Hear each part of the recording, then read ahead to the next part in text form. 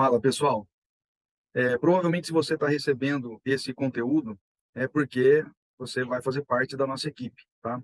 Esse é um treinamento básico, tá? De terapia intensiva, que a gente começa falando de fisiologia do paciente crítico.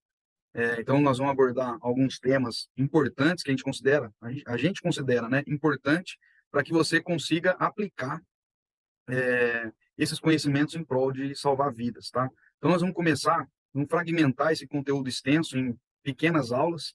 É, Nós vamos começar falando da importância e da história.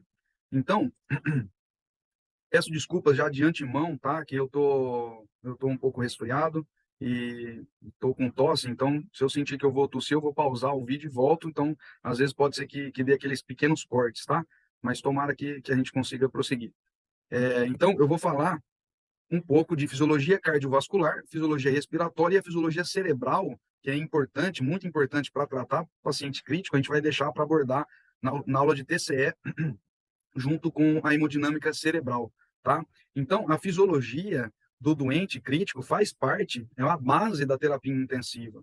Então, a gente precisa entender muito bem a fisiologia geral, né? Como se comporta, qual a interação entre o sistema cardiovascular com o sistema respiratório, o que tem a ver o sistema respiratório com a hemogasometria depois, tá? A gente vai ter que aprender isso para que a gente forme um raciocínio clínico diante e uma melhor tomada de decisão diante de pacientes críticos, tá? Então, vamos lá. Qual que é o papel, se a gente fosse perguntar, qual é o papel principal de um intensivista, tá certo? O principal é entrega de oxigênio. Então, é isso que a gente faz o tempo todo, tá? Quando chega um paciente crítico, na hora, a gente liga uma chave na cabeça que fala assim, olha, eu preciso entregar oxigênio, eu preciso entregar oxigênio. É isso que a gente faz, tá bom? E muitas vezes parece ser uma tarefa simples, mas não é. Entregar o oxigênio não é só colocar o catéter nasal lá na narina, sedar o paciente, pôr máscara de oxigênio, pôr um fluxo lá de 8, 12 litros por minuto na emergência, tá? E depois deixar isso na UTI. Não é só isso, tá? Não é só isso. Entrega de oxigênio, nós temos vários níveis de entrega de oxigênio, desde o ar inspirado até chegar lá na microcirculação. Esse oxigênio, ele tem que chegar, tem que sair do ar atmosférico e chegar lá na microcirculação e ter uma entrega adequada na microcirculação para a gente falar que esse paciente, né, ou querer que o paciente venha a evoluir para um quadro positivo ali, né, para um desfecho positivo, tá certo? Então, antes de salvar pacientes, a gente precisa entender o porquê que eles morrem, tá? Foi aí que eu comecei a estudar a terapia intensiva. Então, eu perdia paciente e eu não sabia o que estava acontecendo. E aí as pessoas falavam, é doente renal, é doente hormonal, enfim, era cardiopatia e tal. Tá, mas o que acontece? Entende? Teve uma falha de sistema ali para que a gente perca esse paciente. É igual uma aeronave quando ela está sobrevoando. Ela só vai cair se tiver falha em múltiplos sistemas, né? E, infelizmente, não ter algo para corrigir ali aquela falha, tá? Então, é muito importante a gente entender como que um piloto estuda, né? Ele vê todas as falhas possíveis que pode acontecer no avião e provavelmente já tem um mecanismo contra aquela falha, entende? Então, por isso que é feito um checklist constante e tal, mesma coisa que a gente vai fazer no paciente crítico, tá bom? Vocês vão ver isso mais para frente. Então, se a gente conhecer as causas do óbito, tá? Por que o paciente morre, fica muito mais fácil da gente lidar com esse paciente. E outra, quando a gente perder, a gente vai saber o que está acontecendo, o que aconteceu de fato, né? É, Vou falar aqui nos próximos slides, vai estar mais claro isso. Então, por que os pacientes morrem? Na verdade, todo ser vivo morre por falta de oxigênio, certo? Então, um cardiopata, nefropata, um pneumopata, um paciente que sofreu um TCE, uma intoxicação, uma sepse, né, um choque séptico, tudo isso vai causar uma hipóxia tecidual. E aí sim o paciente morre, tá? Agora, o mecanismo que vai gerar hipóxia, a gente pode definir em quatro, tá? Então, são quatro tipos de hipóxia. Uma é a hipóxia hipóxica, que é a falha ventilatória. Quais são os exemplos de falha ventilatória? Pneumotórax, efusão pleural, contusão pulmonar, tudo que impede troca gasosa, tá? Pneumopatia, é, um broncopata grave, tá? Também pode ter uma hipóxia hipóxica. É, Enfim, todas as causas que vocês lembrarem aí aquelas causas de dispneia, né? Hérnia diafragmática, por exemplo. Por que a hérnia diafragmática morre? Aumenta a pressão intratorácica, diminui a complacência pulmonar, diminui a área de troca gasosa e aí o paciente vem a óbito mesmo, principalmente se for de forma aguda, tá? Então, nós temos essa hipóxia hipóxica. Depois, nós temos a hipóxia isquêmica. O que é a hipóxia isquêmica? É alteração de perfusão. Tudo que gera falha de débito cardíaco, de fluxo sanguíneo, tá certo? Então, o cardiopata descompensado, por exemplo, que tem baixo débito cardíaco, ele vai sofrer de hipóxia isquêmica. O paciente que sofre de débito cardíaco baixo, seja por uma estenose de válvula aórtica, falha de contratilidade, cardiomiopatia dilatada, cardiomiopatia hipertrófica, degeneração de válvula, qualquer coisa, tá? Que vai diminuir débito cardíaco, efusão pericárdica, tá? Pode gerar uma hipóxia isquêmica. Então, em última instância, esse paciente não vai morrer porque ele tem uma cardiomiopatia dilatada. Ele vai morrer porque teve uma hipóxia isquêmica. Então, quando a gente tem esse conhecimento e a gente traz para o nosso dia a dia, fica muito mais fácil de explicar isso para o tutor, fica mais fácil da gente ter o entendimento e também intervir antes que aconteça, tá certo? Então, essas são as hipóxias isquêmicas, tá? Alteração perfusional, então. Nós temos a hipóxia anêmica, que é falha de entrega de oxigênio, ou seja, às vezes, tá, não tenho nenhum problema a nível de parênquima pulmonar ou problema ventilatório, não, né, o paciente não sofreu nenhum TCE, que vai diminuir drive respiratório, não tem cardiopatia, não está sofrendo de baixa precarga, não tem nada, nenhum problema, mas ele tem uma anemia, tá? Então, essa falha no transporte também gera hipóxia, tá? Então, a gente chama de hipóxia anêmica, por quê? Falta hemoglobina, tá certo? E nós temos também uma hipóxia citopática, que ela acontece muito na sepse, tá certo? Falha na entrada de oxigênio no ciclo de Krebs, tá? E aí, quando o oxigênio não entra no ciclo de Krebs, a gente sabe que entra num mecanismo de respiração anaeróbia, produz pouco ATP, tá? E gera muito lactato, tá certo? Então, aumenta o lactato. Outra coisa que eu vou falar também, no choque séptico, vocês concordam que o principal problema, na verdade, do choque séptico são vários, né? Pode ser tanto a nível de falha na contratilidade, porque a sepse induz, né, por mecanismo da CIRS, induz, e também por redução de pH, induz uma hipocontratilidade, então eu posso ter uma hipóxia isquêmica por alteração de contratilidade, eu posso ter uma hipóxia isquêmica também por vasoplegia, ou seja, o animal, né, o paciente faz vasodilatação intensa, não reduz muito a resistência vascular sistêmica, o retorno venoso fica prejudicado e o paciente vem a óbito por hipóxia isquêmica. E, além disso, no choque séptico, também na sepse, pode induzir a inflamação do parênquima pulmonar por todas aquelas citocinas pró-inflamatórias, tá certo? Então, é o que a gente chama de SARA, né? A SARA da sepse. E aí faz uma inflamação, faz uma pneumonia mesmo, e aí o paciente pode vir a óbito também por hipóxia hipóxica, ou seja, falha ventilatória, tá certo? Então, a gente percebe que quando a gente começa a entender a fisiopatologia dos tipos de choque, que depois a gente vai estudar, a gente consegue identificar o porquê que esse paciente vai vir a óbito e como que eu vou intervir na prevenção, certo? Vamos lá.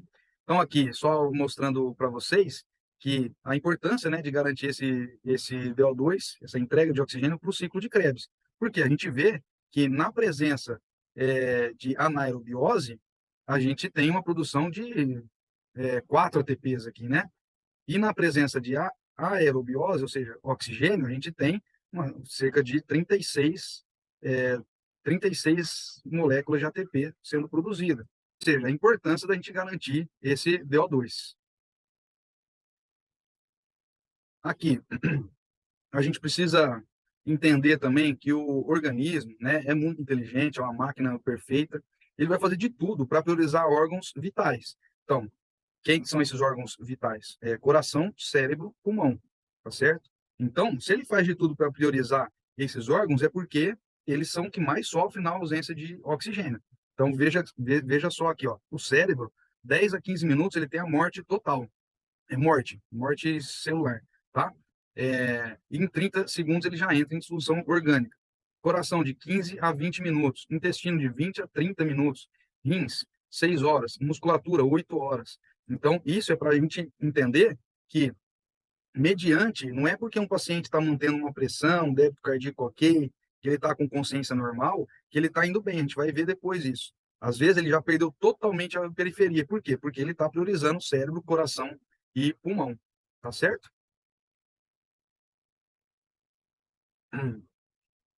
Então, dentro do estudo da fisiologia cardiovascular, qual é a função principal do sistema cardiovascular? Né? É o transporte sanguíneo.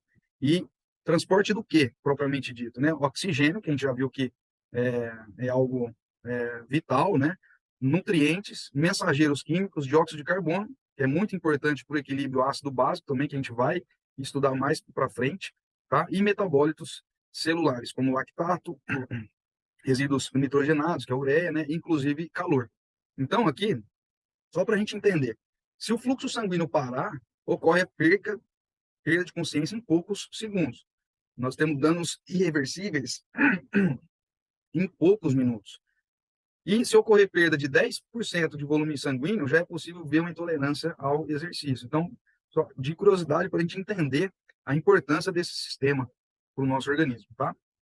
E quando a gente entende muito bem eles, vocês vão ver lá na hemodinâmica, que a gente salva muito paciente quando a gente tem esses entendimentos. Porque eu vou saber qual droga ativa eu vou utilizar, que tipo de choque eu tô diante de que tipo de choque, né? Diante do paciente crítico ali, tá?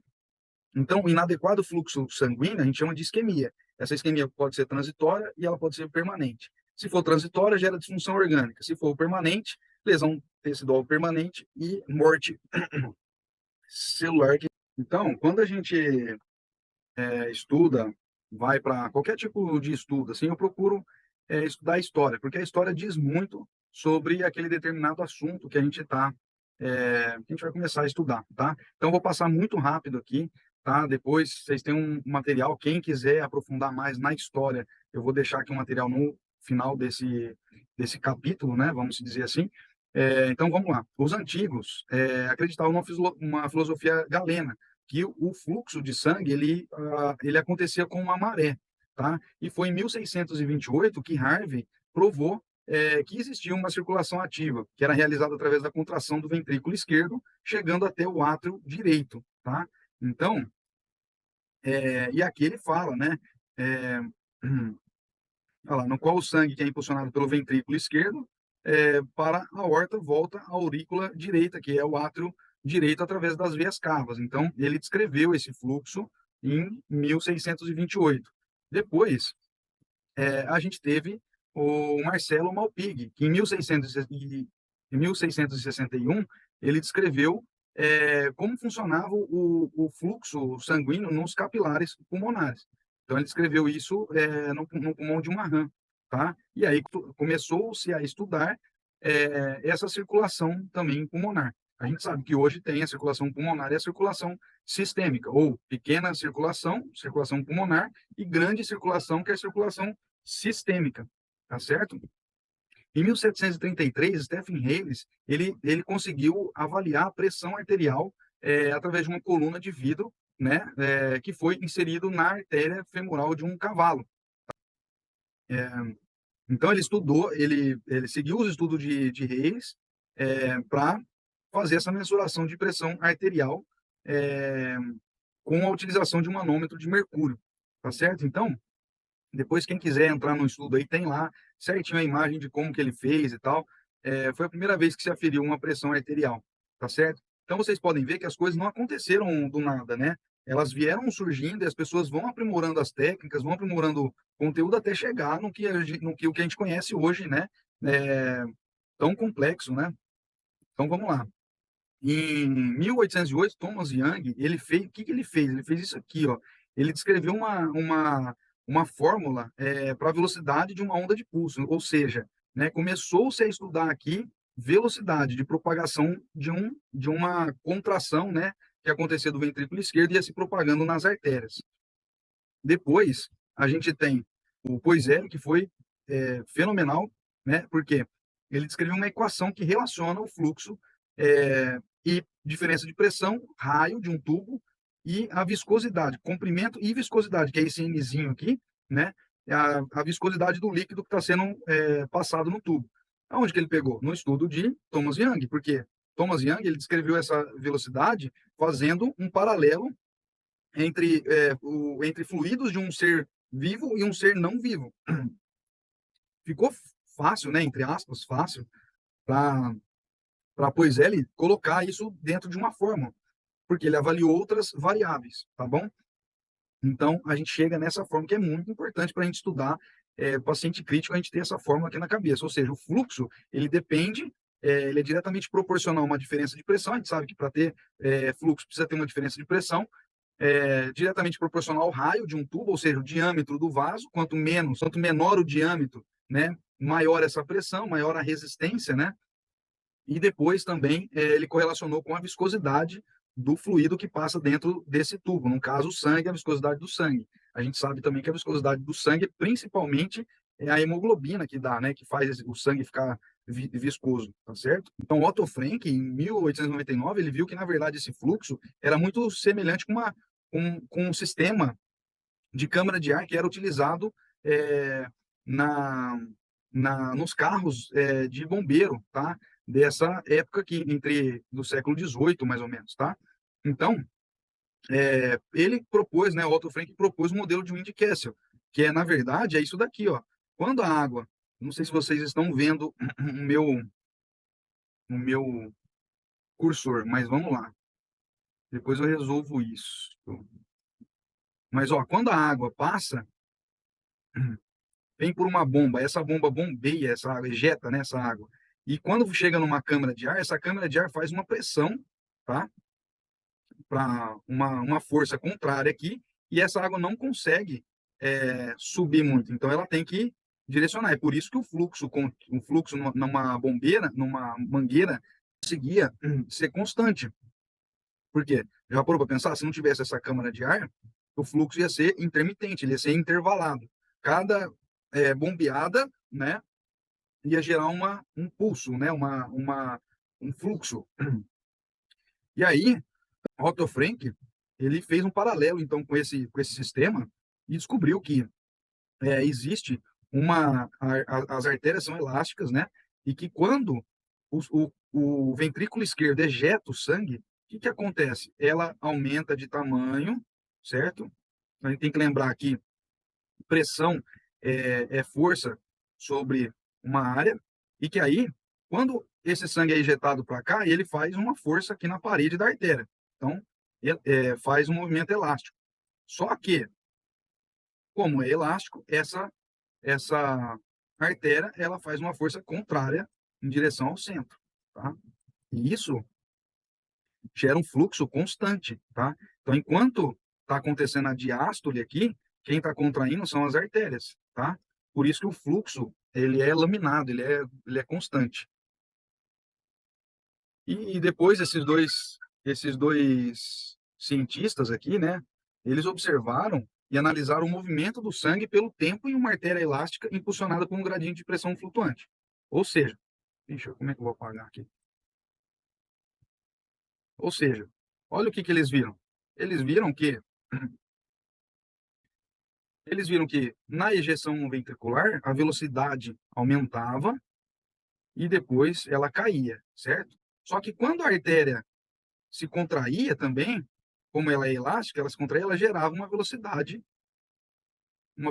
aqui menor, certo? Isso forma um fluxo constante ao longo do tempo, tá certo?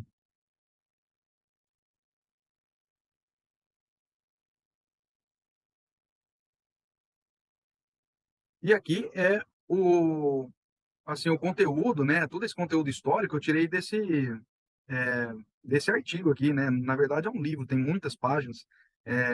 Para quem gosta de fórmula, que quiser se aprofundar, eu recomendo que leia isso, tá? Então é isso, até a próxima.